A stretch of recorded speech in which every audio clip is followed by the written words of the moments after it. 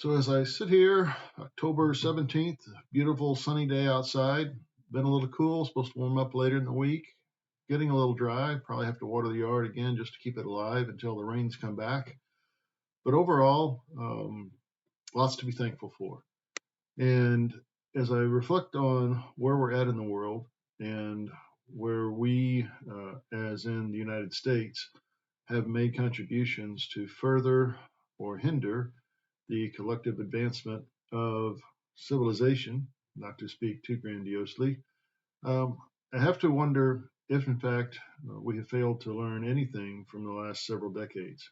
If you've watched anything that I've put out, sporadically, admittedly, over the last several months, I've begun to reconsider the degree to which the U.S. has been involved internationally.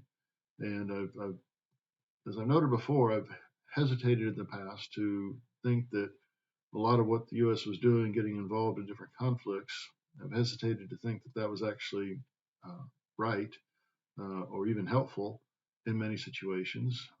But as a lone voice in the wilderness, so to speak, and in a conservative community that essentially supported wholeheartedly much of the U.S. involvement internationally and under, let me say, conservative direction, particularly. Although it seems that when it comes to international affairs, the military, war industrial, what is the military industrial complex and all that, both parties are happy to feed at the trough of military support, irrespective of actual return on investment relative to what the rest of the world spends on military and their return on investment. And that's all a topic we can talk about later.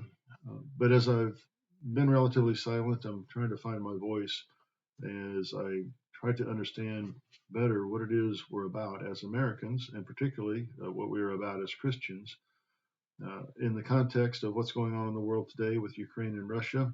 I've spoken often about that, and again, I don't support Russia's invasion of Ukraine, but I think that the fault for setting up the circumstances under which that invasion took place lays at the feet of the United States. In the context today with respect to Israel and Palestine, I think, based on some reporting I've heard recently regarding Netanyahu's political calculations and how he has treated Hamas and the Palestinians, it's a hugely complicated situation. It goes back millennia, not just decades or centuries, but millennia. And the challenge is to recognize the past while creating in the present a framework from which we can move forward. And over the last 75 years in particular, there have been various frameworks put forth. The basic position being the two-state solution, in which the Palestinians and the Jews have a state each, state of Israel and the state of Palestine being newly created. There's never been a state of Palestine. But the rejection of that offer, particularly or primarily by Hamas when they took over, but by the Arabs in general, from the first founding, 1948, of Israel going forward, and even predating that when Britain was in control of the land. And so, again, hugely complicated history, and we find ourselves today in the midst of this devastating conflict initiated by the terrorist activities of Hamas in Israel a week or so ago, a little over a week ago now. And then the challenge has been how Israel responds in a way that holds Hamas accountable um, without destroying the Palestinian people or the general international view that, in fact, Hamas ought to be held accountable for their actions. And again, hugely complicated issues. But the issue I just want to mention right now or talk about right now is, to what degree is the U.S. facilitating unrest around the world? And to what degree, whether it's Republican or Democrat, have our leaders um, failed to provide leadership with respect to actually living the ideals on which America was founded, particularly Christian leaders when it comes to living the ideals that as Christians they perhaps claim to hold to. when it comes to U.S. involvement in international affairs.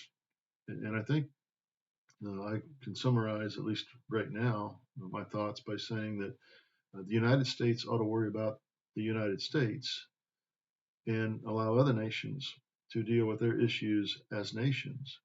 The degree to which we've used the argument that we need to fight wars over there so we don't have to fight them here, to me is a gross misrepresentation of the value of the humanity and lives of those in other nations relative to the value of and humanity of lives here in the U.S. So we seem to be justifying allowing others to die so we don't have to, as if their lives are worth less than ours. The degree to which there are, in fact, and have been horrible leaders in the world stage, tyrants, etc., whatever you want to call them, the degree to which we have facilitated in establishing tyrants in our effort to establish leadership that was viewed from a political or business interest as more favorable than others, I think as a nation will be held accountable.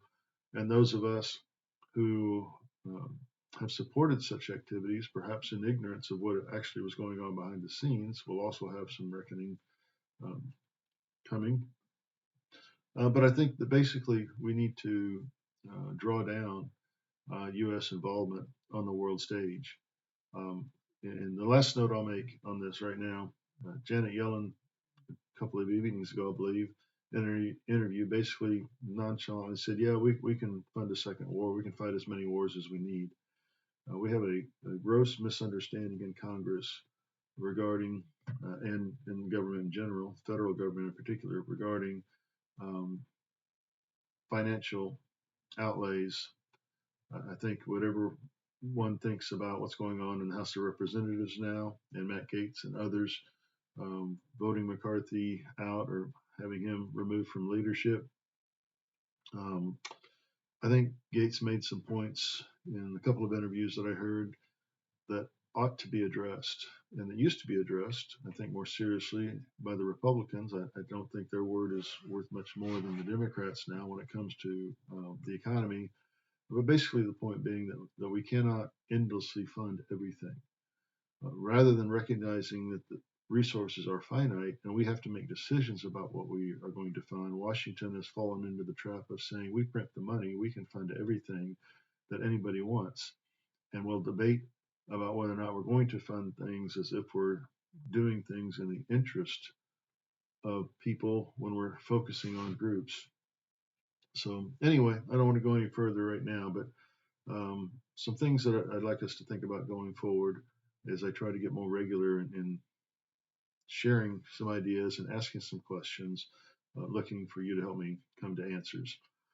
Thank you very much. Appreciate it very much for your time. I've got a couple other videos listed here if you'd like to take a look at those. And as I'd like to discuss issues related to politics, religion, society, and how in the world we're supposed to understand ourselves and life in the world. Thank you very much. Appreciate it. Bye bye.